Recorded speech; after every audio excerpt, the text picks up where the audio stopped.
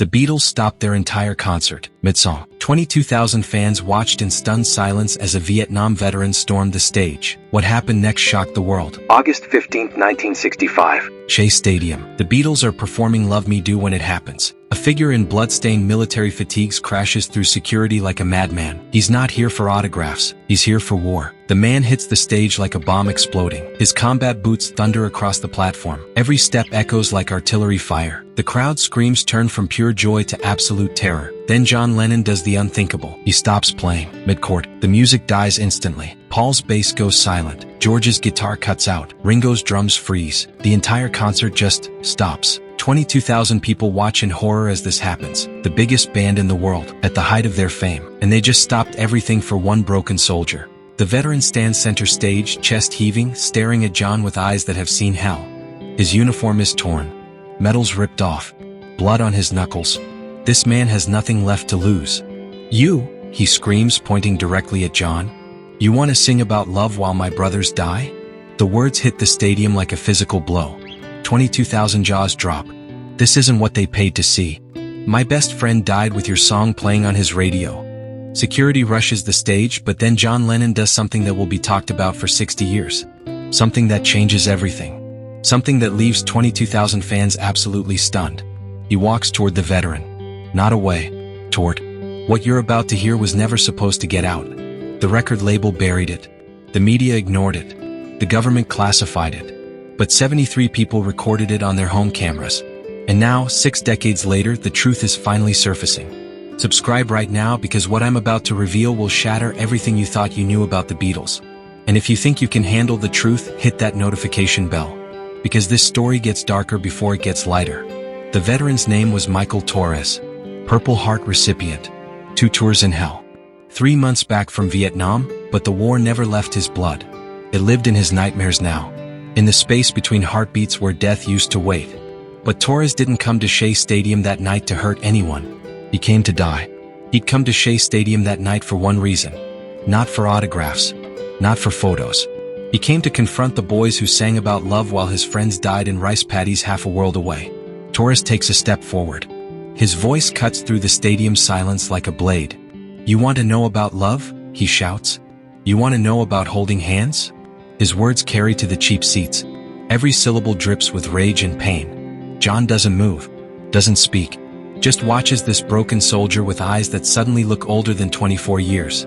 "My best friend died holding my hand," Torres screams. "Jimmy Rodriguez from Brooklyn, 19 years old. He died listening to your songs on a transistor radio while shrapnel tore through his chest." The crowd stirs uneasily. This isn't part of the show. This is real. Raw. Dangerous. Paul steps closer to John. George grips his guitar neck until his knuckles go white. Ringo stares from behind his kit like he's witnessing a car crash in slow motion. Security creeps forward again. But John shakes his head. Not yet. Something in Torres' voice stops him. Something familiar. The sound of a soul crying out in the darkness.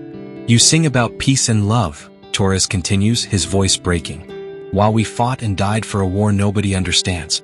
You made millions singing about tomorrow while we buried 18-year-old boys who'll never see another sunrise." Tears stream down his face now.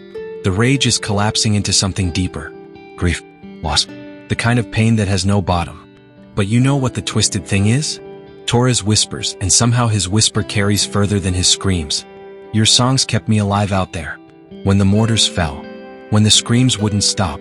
When I wanted to eat my gun rather than face another dawn." The admission hangs in the air like smoke. 22,000 people lean forward, straining to hear every word. "I had a radio," Torres says. "Busted antenna. Barely worked. But on good nights, when the atmospheric conditions were right, I could pick up Armed Forces radio. And they played Love Me Do. She loves you. I want to hold your hand." His voice cracks completely now. "Those songs were the only thing that reminded me there was still beauty in the world. Still something worth fighting for. Still something worth coming home to." John Lennon looks at his bandmates. Paul nods almost imperceptibly. George loosens his grip on his guitar. Ringo wipes his eyes. What happens next has never been officially recorded. The camera stopped rolling. The audio equipment mysteriously malfunctioned. But 22,000 witnesses saw something that night. Something that changed the course of rock and roll history. Would you have let him speak? Or would you have forced him out? Here's a man interrupting the biggest concert of the year. But he's also a veteran carrying wounds deeper than flesh. What's the right call? Tell me in the comments. John sets down his guitar. He walks slowly toward Torres, each step deliberate, measured. The stadium holds its breath. This could go either way. Violence, embrace, disaster, redemption. When John reaches the veteran, he stops just arm's length away, close enough to see the pain etched in every line of Torres' face, close enough to smell the whiskey on his breath, close enough to see the Purple Heart pinned to his torn jacket. "What's your name, mate?" John asks softly. His Liverpool accent has never sounded gentler. "Michael Torres. Sergeant Michael Torres. 1st Infantry Division." "Well, Sergeant Torres," John says, "would you like to tell them what it was really like over there?" The question hits Torres like a physical blow. His knees buckle slightly. For a moment it looks like he might collapse entirely. But then something hardens in his eyes. A decision. "They sent us to fight for freedom," Torres says, his voice growing stronger. "But freedom isn't something you can force on people at gunpoint. Freedom is a song that fills your heart when everything else has been taken away." The crowd is completely silent now. You could hear a pin drop in the upper deck. Freedom is 4 boys from England singing about love when the world seems determined to tear itself apart, Torres continues. Freedom is remembering that somewhere, people are still holding hands instead of weapons. Still choosing hope over hate. John extends his hand. Not for a handshake. An invitation. "Would you stand with us, Sergeant Torres? Would you help us sing about that kind of freedom?"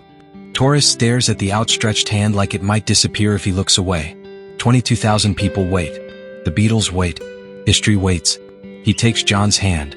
The crowd explodes. Not the usual screaming hysteria. Something different. Deeper. The sound of recognition. Of witness. Of understanding that they're seeing something that matters. John leads Torres to the center of the stage. Paul picks up his bass. George finds his guitar. Ringo adjusts his grip on the drumsticks. Can one man's truth outweigh 22,000 fans waiting for music? That night at Shea Stadium the answer was yes. Sometimes the most important songs are the ones that come from the deepest pain. What John does next has been debated by music historians for decades. Some say it never happened. Others claim it was the most important moment in Beatles history. The truth, as always, lies somewhere in between. John picks up his guitar. He looks at Torres, then at his bandmates, then at the sea of faces stretching back to the stadium walls. "This is for everyone who's far from home," John says into the microphone.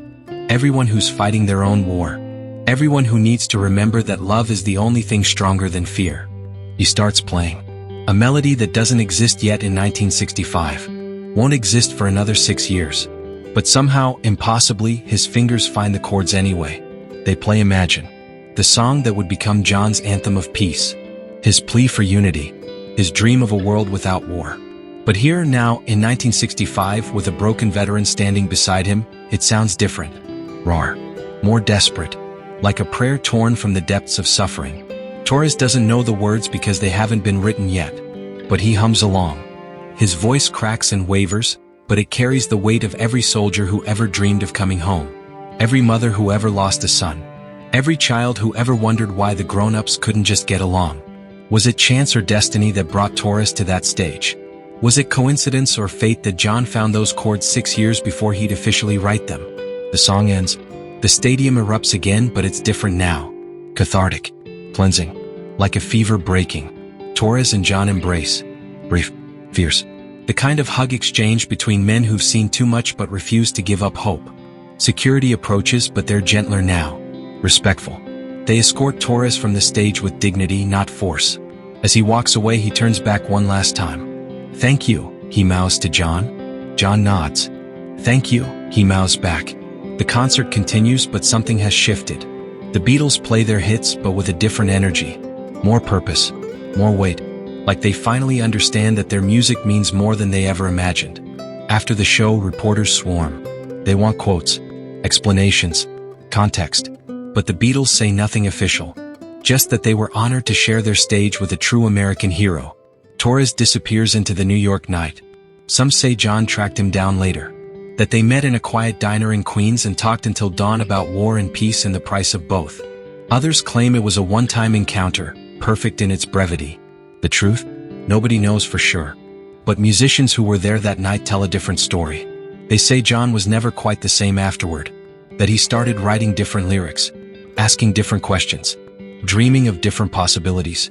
6 years later, when Imagine was officially released, session musicians swore they'd heard it before, that there was something familiar about the melody, something that felt like déjà vu set to music. Torres returned to Vietnam for a third tour 6 months later. He volunteered, said he had unfinished business. This time, though, he carried something different with him. Not just a radio, but a memory. The memory of standing on stage with 4 boys from Liverpool who reminded him that music could be stronger than war. He survived his third tour, came home for good in 1967, got married, had kids, became a teacher in the Bronx. Every year on August 15th, he'd tell his students about the night he interrupted the Beatles and learned that even the biggest stars were just human beings trying to make sense of a complicated world. Torres never spoke publicly about what happened at Shea Stadium, never sold his story to the tabloids or wrote a tell-all book. He kept it sacred, private, a moment too pure for exploitation. He died in 2010, 5 days after John Lennon's 70th birthday. His family found a worn Purple Heart in his dresser drawer, next to a ticket stub from the August 15, 1965 Beatles concert at Shea Stadium. The stub was never torn. But here's the question that haunts every music lover who knows this story. Was that really the first time John played Imagine? Or was it the moment the song was truly born, 6 years before it would officially see the light of day? Some nights, in small clubs and basement venues around the world, musicians swear they can still hear echoes of that performance. The ghost of a song that existed in the space between war and peace, between despair and hope, between a broken soldier's pain and a young artist's dream of a better world. The Beatles went on to change music forever. Torres went on to change lives in his classroom. Both legacies matter. Both endure. But for 22,000 people who were there that August night, nothing would ever sound quite the same. They'd witnessed the moment when fame met sacrifice, when celebrity encountered consequence, when 4 boys singing about love learned what love really costs. That night, the Beatles discovered that even the loudest fame can be silenced by the voice of war. But was it chance or fate that a broken soldier gave them a glimpse of a song not yet written, a dream not yet dreamed? Maybe Torres was right. Maybe freedom really is a song that fills your heart when everything else has been taken away. Maybe peace isn't something you achieve, but something you choose, one note at a time, one voice at a time, one moment of understanding at a time. The stage lights dimmed at Shea Stadium that night, but something else illuminated the